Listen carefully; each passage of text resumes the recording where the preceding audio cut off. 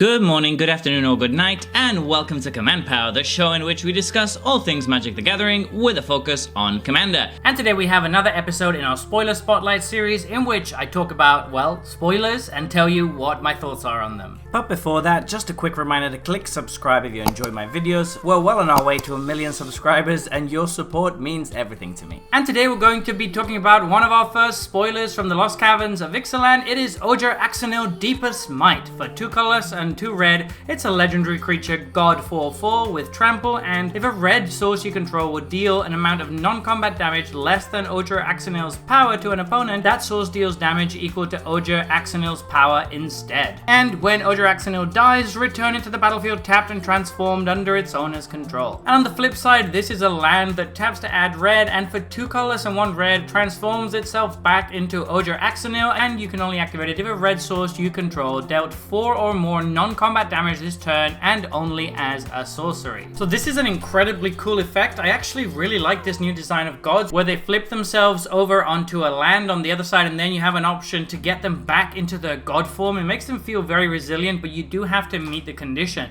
It's also kind of cool that you're effectively getting ramped whenever this dies. So it's kind of like no matter what non-exile removal spell they use on this, you're getting a path to exile out of it, which is really sweet. As for what the front side does, I think it's incredibly powerful and it's going to be super strong in Commander because that first ability is just nuts in certain decks. In any deck that's going to be triggering ETB pingers, such as with something like Impact Tremors, which recently got reprinted in Eldraine, this is going to be incredibly powerful. Since all of those pings for 1 damage become 4 damage now. And that's assuming that you haven't buffed Ojer Axonil because it depends on his power. If you somehow make this really big and then start pinging, then it's going to be incredibly powerful. It also means that all of your pingers are going to be able to take out pretty big creatures or just go face for 4 damage at a time.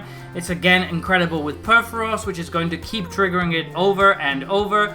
All of these effects are really cool. And there's a variety of ways that you could actually build this. It feels like it would fit very well in a shell such as the one that we already have of Gerson Starn, where you have all of these little pinger effects and you have all these ways to deal 1 damage to your opponent. There's a lot of that going on in red and most of it does not involve combat. It's mostly non-combat stuff. This is going to work super well with that and it's so hard to remove. And let's be honest, if you just have Perforos out, this is immediately going to be able to reflip as soon as you play any creature because Perforos is going to deal 6 damage to your opponents. Same thing with Brazen Cannonade and a creature dying. Same thing with Impact Tremors, though you will need 2 of them. It's just very easy to flip this back to the other side, particularly in a deck that's built around it. So I just feel like it's very resilient, it's fairly cheap on the front side, and it's going to make all of your pinging damage effects and all of your small damage effects really strong. There's also, of course, the other route you could go, which would be, as we said, buffing this to infinity and then having a few ways to deal non-combat damage. I can already anticipate like growing this really big and then just playing something like Lightning Bolt at your opponent and having Lightning Bolt deal 40 damage or something ridiculous.